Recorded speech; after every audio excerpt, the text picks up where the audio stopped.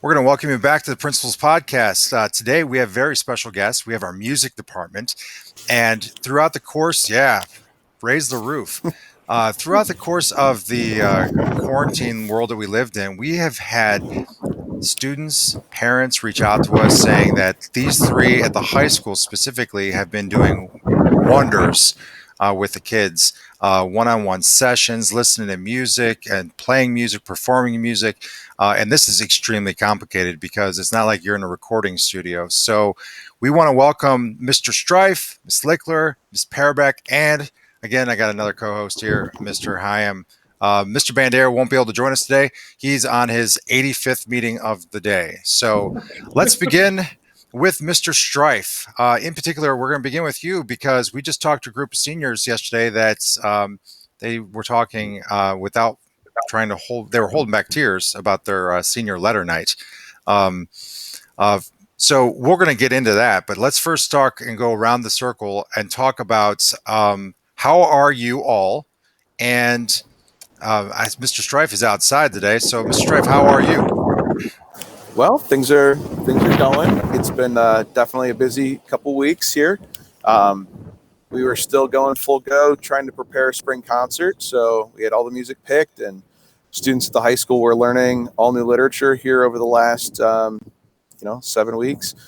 We had a concert the week before we let out to come home, and so we really were just starting new literature, and so students have been working really hard. On the home front, I have a 3-year-old Luke and a 5-year-old Philip, and so working at home with my wife's also working at home, and so it's pretty full on keeping the two boys busy, and we've been getting outside and doing as much hiking as possible just to get some energy dispersed a bit. So get them. Now you're starting to see those buds are going to start to pop, and you're going to start seeing the leaves flow here in the next week, considering that when we started this, there was snow on the ground. It is certainly very disturbing to think about that we've been locked up like this.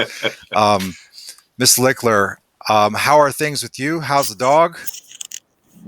I have 2 dogs, and Bella, the one that comes to school with me, she's great.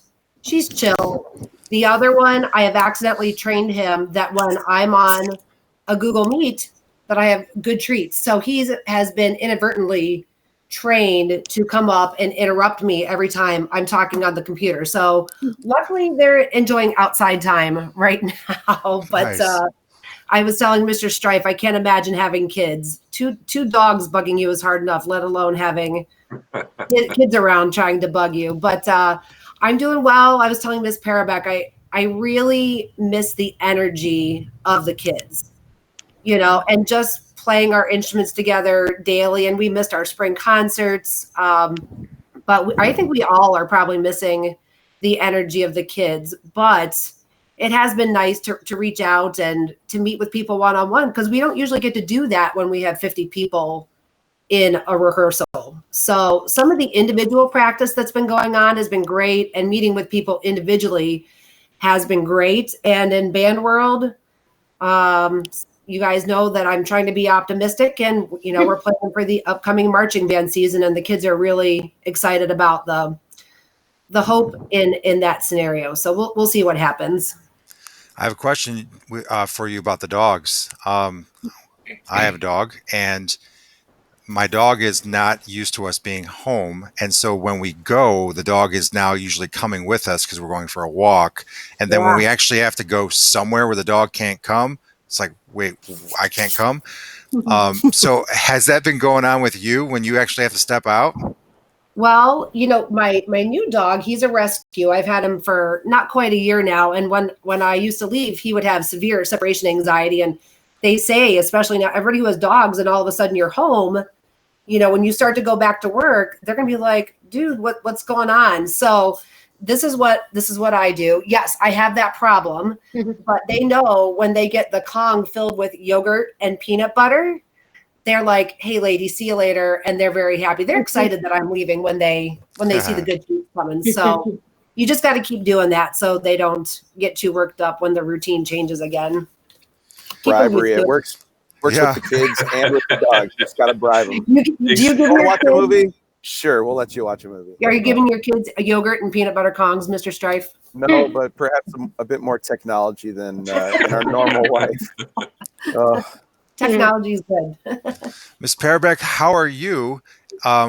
We often don't have the opportunity to cross paths because you come up for the seventh period because you're split in different roles, and all three of you split different roles, but yours is really specific.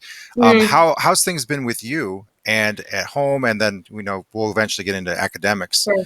Well, I'm in a different position than both Mr. Strife and Miss Lickler. I live by myself and I don't have any pets, so this has been tricky, and I sort of consider myself to be an introvert, even though I'm outgoing at school. I get my energy from the kids and from making music, but being an introvert and being forced to be by myself I'm not getting my normal energy from the places I usually get it. So this has been pretty tough for me.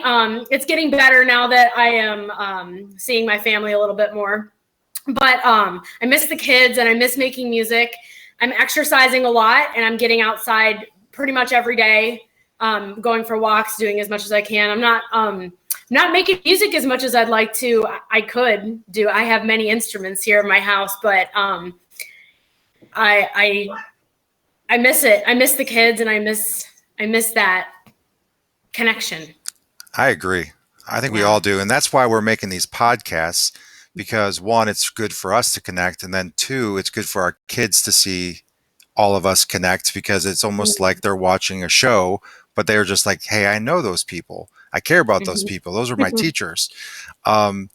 Let's now get into the complexity of music, because in talking with the art department, that is almost like Bob Ross segments going on where they're in front of a canvas and they're all painting together.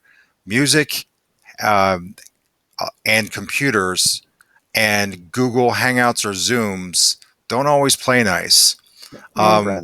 So you had to go from being in a room that's, would be creating music together to like listening to like a Charlie Brown orchestra over the internet. And it all sounded beautifully if it was separate, but together it was just noise.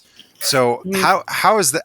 Like, each of you talk a little bit about some of the difficulties of recording or listening to music, preparing for music. You might be playing a song and trying to get something from them and it's off, and talk about that because we're not there. Mr. Strife? So with the choirs, we've been basically doing sectionals with each of the choirs. So we've taken on a new piece each week, and I'll meet with, chorale sopranos one day and then the altos the next hour, or however we break it up. And, by doing sectionals, it works out best so that everybody gets really what they need specifically and not have to compete with the tenor and bass parts or whatever it might be. As you said, like, technology wise, it works great for conversations, but there's no ability to sync anything. And I did a ton of research between different formats and internet speeds and all sorts of things. And the reality is that there's not technology right now where things can be instantaneous. And so basically those sectionals, everybody gets on, we say, hey, just catch up a little bit. And then usually everybody will mute their microphone. And then I'm at my keyboard in my living room and they're singing along. And then I go back and say, do you need help? Are there any specific sections you need? And so it's kind of like performing in a vacuum. They can see me, but I can't hear them at all. And so I've also, made rehearsal tracks so they can go back and listen to the full version and then just their parts. And then they get the sheet music as well. So they can function at home pretty well if they make the time to do it. And then we just have a recording due each Friday. So it's nice to hear the work that people have put in and to kind of see what progress they're making on the various pieces.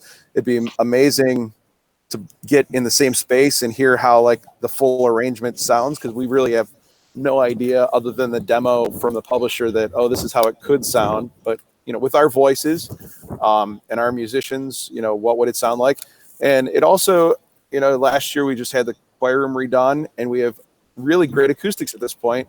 So the singers are used to hearing each other and working as a team. And right now It's basically like everybody's in their own little silo. So it's definitely been challenging. We've been rehearsing also. Chamber choir and Free Harmony been getting together each week, working on literature. And also with Mamma Mia, we've been rehearsing. We've run the show 3 times from home. So we've been doing a quarter of the show each time we meet. And we've been, so over a 2-week context, we run the full show. And so we've done that just to kind of keep the ball rolling. And some of it is, just to have some time together and know that we're all in it together and kicking. And anyway, it's nice just to see everybody. It's hilarious watching Free Harmony, everybody dancing at home as I play the piano. And more recently, we've been playing games. I guess during leadership camp, you did something where people turn on cameras or whatever. If it applies to them. So we've done some of that just to kind of like spend some time together. And that's been, I think, really helpful for everybody as well. It's been interesting with the recordings that, particular, I would say, with the younger singers, because I teach through 5th grade as well. With some of the younger singers, I've heard voices that I've never heard before. Like some of them are more able to sing on their own and are willing to sing out at home. And so I'm hearing really great voices from kids that I had no idea were as capable as they are. Because at school, they put on I'm too cool at times. The high school kids usually give me their best, on a regular basis. But when they're younger, they're timid and they're concerned about their peers. But and you also see the flip side, the kids that are terrified of the thought of getting recorded. So it's been, a mixed bag for sure. But we've had to be working in a muted rehearsal environment, essentially. So, yeah, that's about it from choir. When it comes to the choir, they always carry their instrument. They can sing wherever they want, however they want. But when you get into band, that's a different animal. And so if you ask me to talk quietly, I can. When you're playing an instrument, you generally want to let it go. And they have to work on totally different types of control now because the microphones aren't that great. It probably sounds really muffled or loud. And it doesn't sound that way to them because they're in their room. So it's interesting, as you say, too, like having their instrument with them. Some kids are like, it's crazy in my house, it's too loud or whatever. And I'm like, I don't care where you record. So I've had kids that get in the back seat of their parents' car and they record out in the car or in the basement or bathroom because they find it's reverberant. So trying to find those personal spaces where they're not even, stressed about their parents hearing them. Anyway, I'm sure you guys have some stuff like that too, but it's funny where people go to get the recordings done. So let's take that concept and talk about music and really, I wouldn't say that you have the most ideal band room, but it's functional. It works. It's tight. It's part locker room, part music stands, and you do have carpet. But anyway, now they're in their own space. Talk to us, both of you, Ms. Lickler, start with you, and we'll go to Ms. Parabeck, about your experiences with that. Because one, I think there were some kids that didn't even have their instrument with them when this all started, and they had to figure that out. And then, trying to listen to music. Yeah, there's a couple. I think there's maybe just one saxophone at the high school. So the high school did pretty well. But, all those really cool videos you see online, mainly of the choirs singing, and there's a couple bands. But in a choir, Mr. Strife is pretty easily able to play, 4 or 5 or 6 parts. In a band, between all the percussion parts and all the clarinet parts and trumpet parts, you're talking 25 different parts.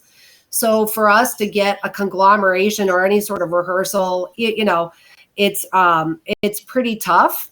And the first time I tried to meet with the group just to see what would happen and just to play a scale together, totally got that Charlie Brown thing that you were talking about. I'm like, oh, maybe I can play some duets with the 5th graders. No, it really does not work. And for our situation, I think we've really realized if any part of us took anything for granted, I think we have come back around to really appreciate what we have when we're together. And, these kids, these band kids, most of them have been together since 5th or 6th grade. playing together and making music for the last 7 or 8 years. So I think we all really appreciate what we've had. And, technology wise, one-on-one, or like Mr. Strife said, when I've met with groups, it's like, all right, everybody try this. And then everybody's muted. And then hear one person and see how they're doing. Go to the next person and see how they're doing. So it's been very tricky, and the kids are disappointed because we had some pretty cool music that our seniors had a hand in picking out for our spring concert.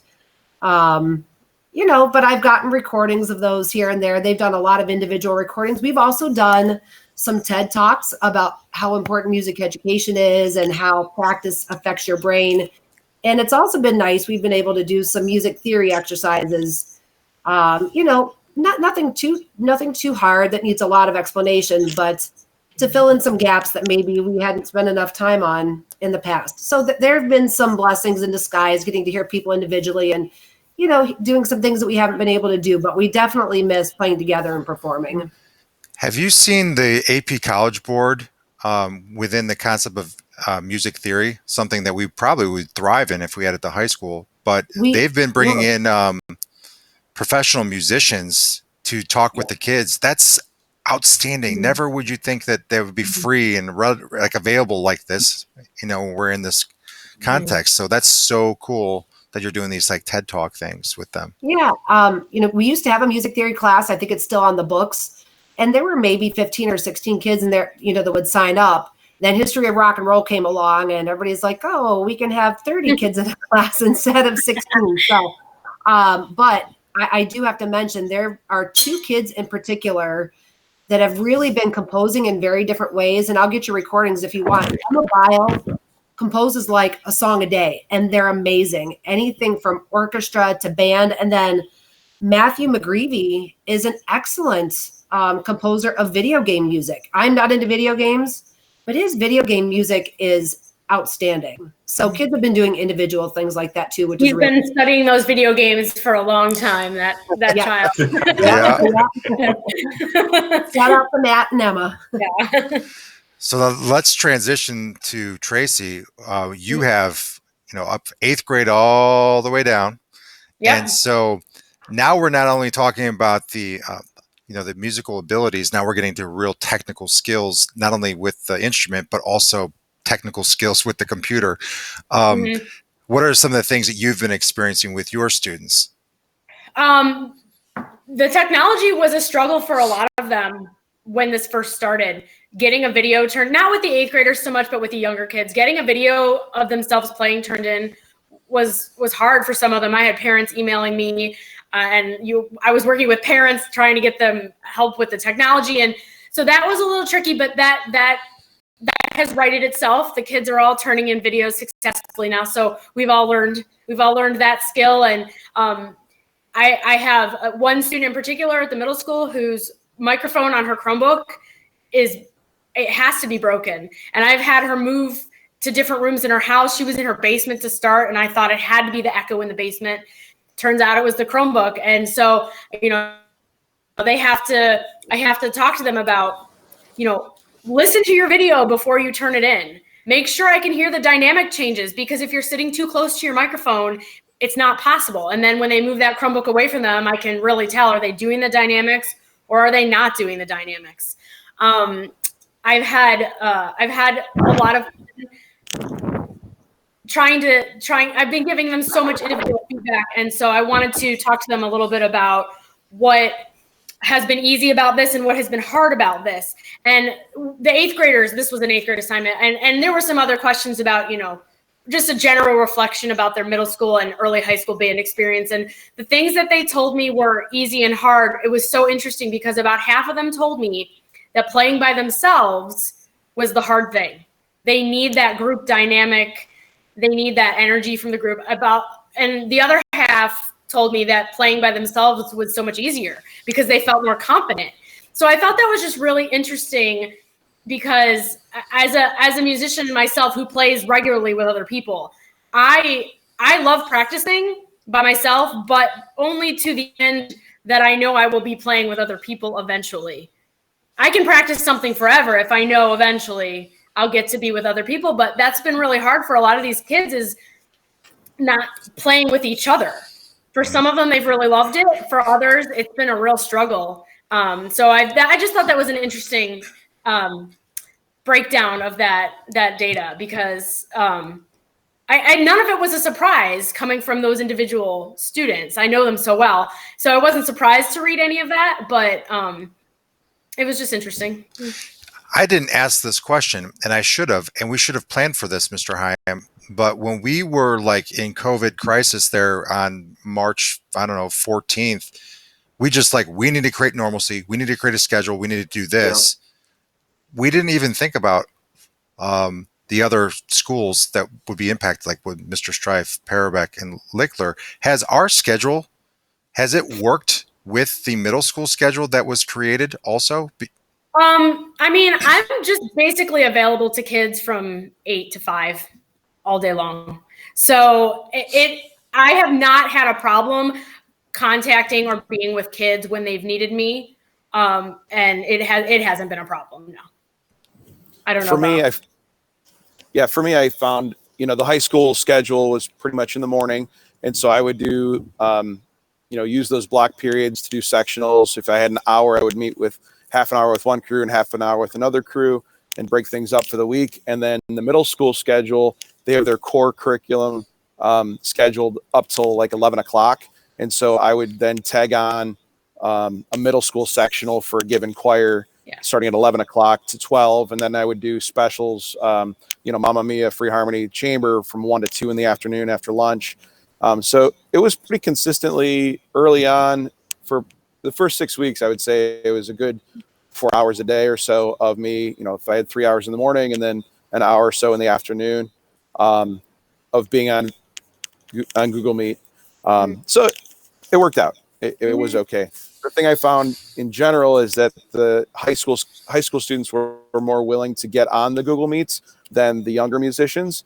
And so at some point, getting on with the 5th graders or 6th graders, just if I have 60 kids in a class and I had 4 kids come to the meet, we just ended up tapering off and me saying, hey, I'm available if you need me, but here's the resources to do what you need to do. So it's kind of feeling what the needs are of the kids and fluxing accordingly.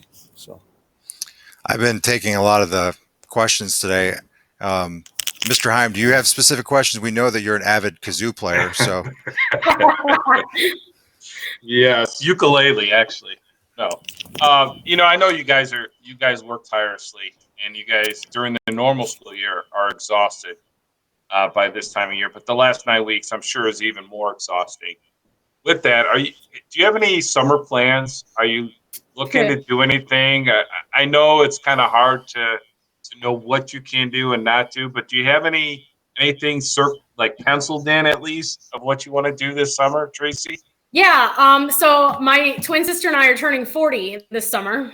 Yay. And my brother-in-law just turned 40, and my parents were going to be taking the entire family to Disney World. So we are still fingers crossed on that, but realistically pessimistic, I guess. I'm going to find, if that doesn't happen, or even if it does, I will be finding myself a beach and socially distancing myself in the sand for as long as humanly possible. Unfortunately, all my music making opportunities have been canceled for the summer, so I will be on a beach with a book. Bring your instrument. Yeah.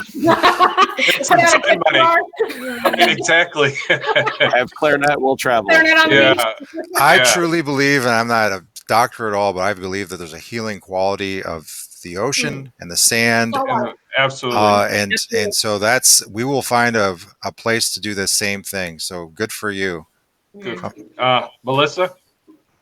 Well, this summer I was supposed to be conducting on a concert tour with the Cleveland Youth Wind Symphony to Ireland, and that was canceled. But I did get to go on the director's inspection tour last summer, so I didn't completely miss out. But now what I'm hoping, for me, it's not so much the beaches and the ocean, it's more like the mountains and the forest and green hills. For me, that's my relaxation. And there's a I hate to leave the dogs, especially with the new guy, but there's a 200-acre off-leash dog park in New York State. and it's beautiful rivers, and the dogs can run free, and um, they only allow about 20 people. So I'm hoping that place will still be available this summer, and I'm taking a class. So it'll be a nice summer, and we will celebrate Miss Parabeck's birthday Oh, at goody. some point. Yes.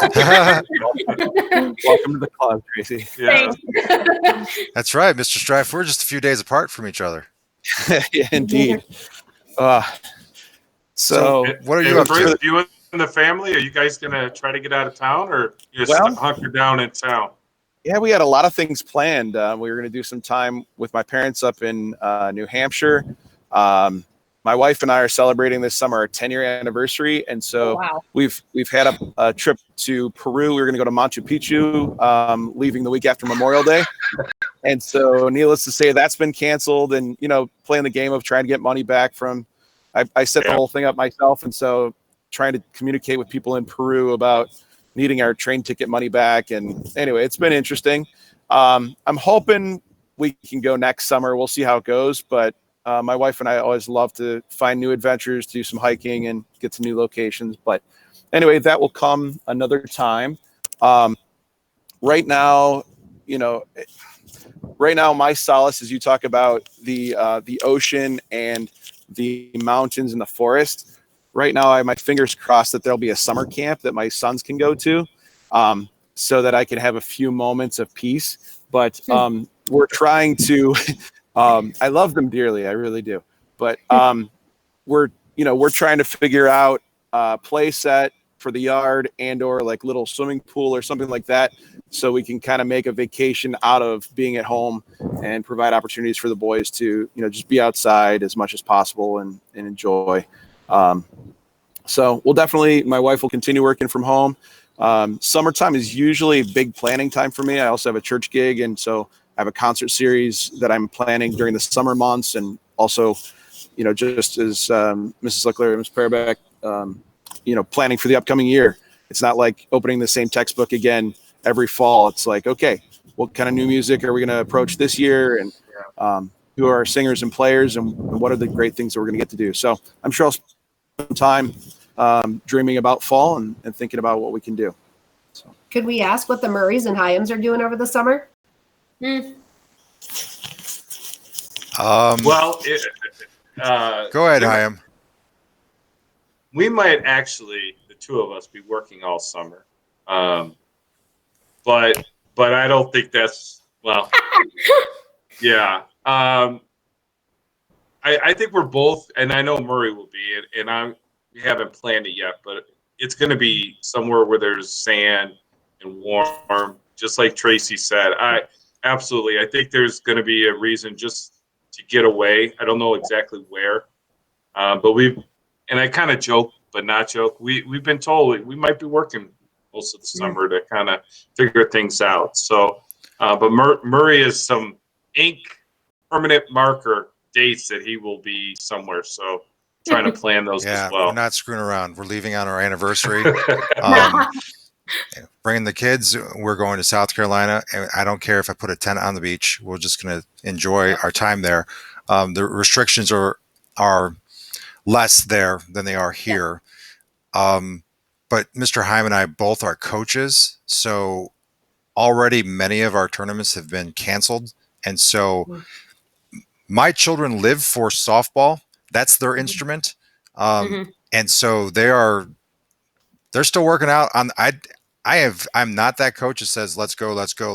They just go downstairs, and every day, like clockwork, after they eat dinner, they're hitting, they're pitching, they're working out, which is kind of good because when they were younger, I'd be like, come on, girls, I have to show you how to do this. Now they just do this. I know Mr. Hyam has been kind of tugging on his son's ear because he just doesn't want to do it. Yeah. But he's also 10, so. Well, and that's the thing about practice that we love to see in music is that the better they get at something, the better they want to be at something. So that's definitely that's a maturity thing. It's also it's a reward. It's a built-in reward system for them.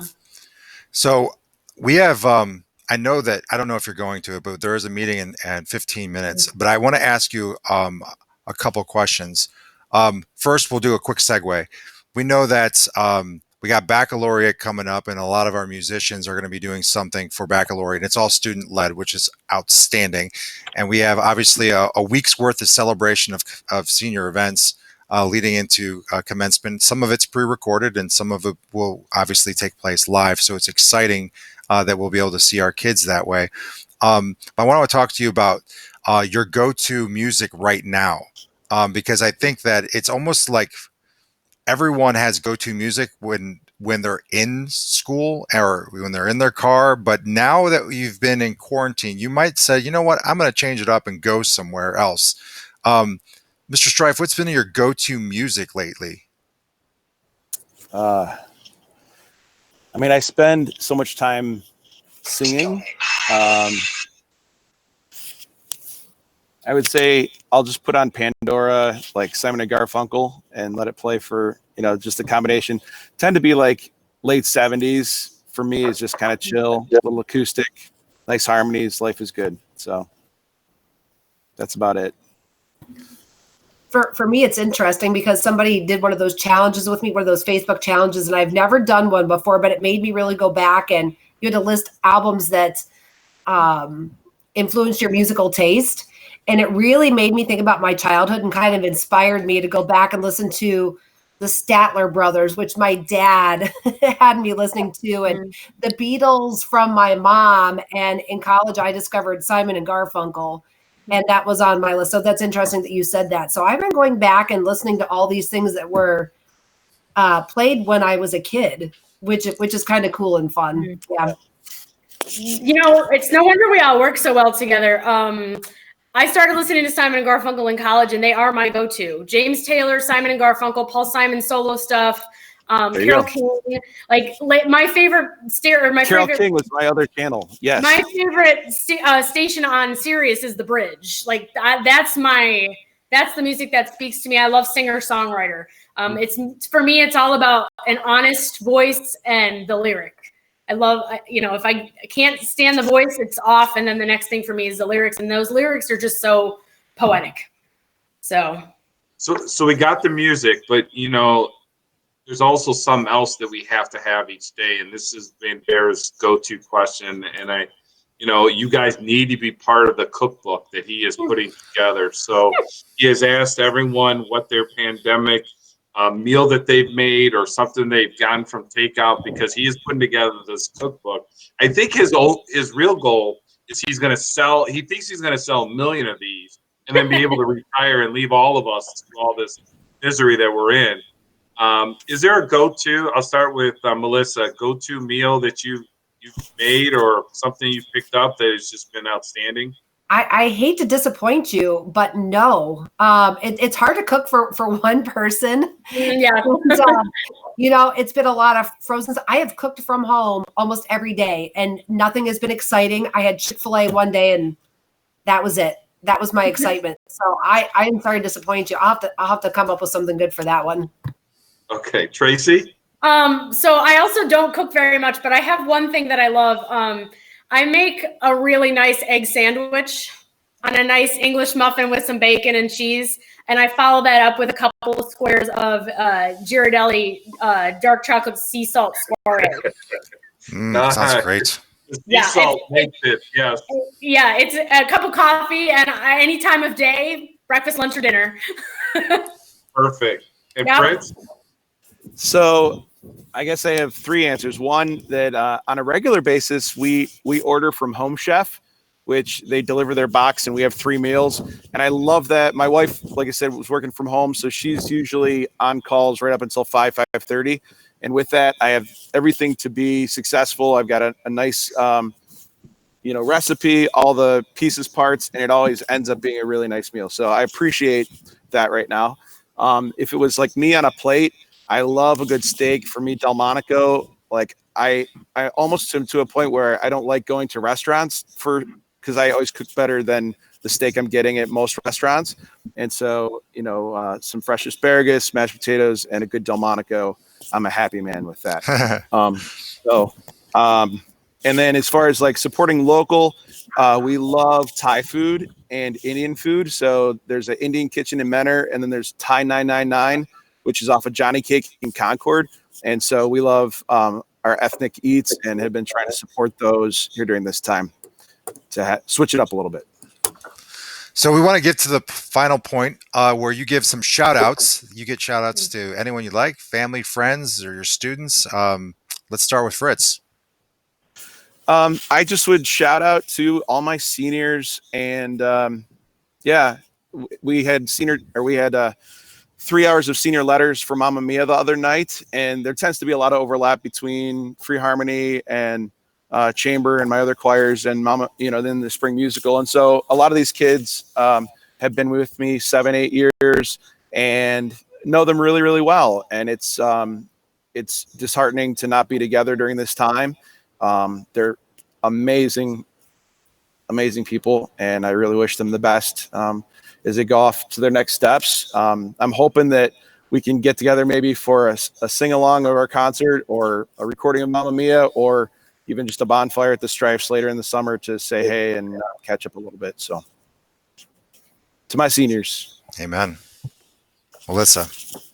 Definitely a shout out to the seniors. Normally we'd be getting ready for Memorial Day later this month, and looking forward to playing at graduation. So shout out to the seniors. I'm working one of the slots at the drive-in graduation, so hopefully I'll see some of them. Yeah, thank you, Mr. Hyam and Mr. Murray, for putting that together. So definitely shout out to the seniors. I want to give a shout out to Mrs. Watson because she's not officially on staff, the regular certified staff.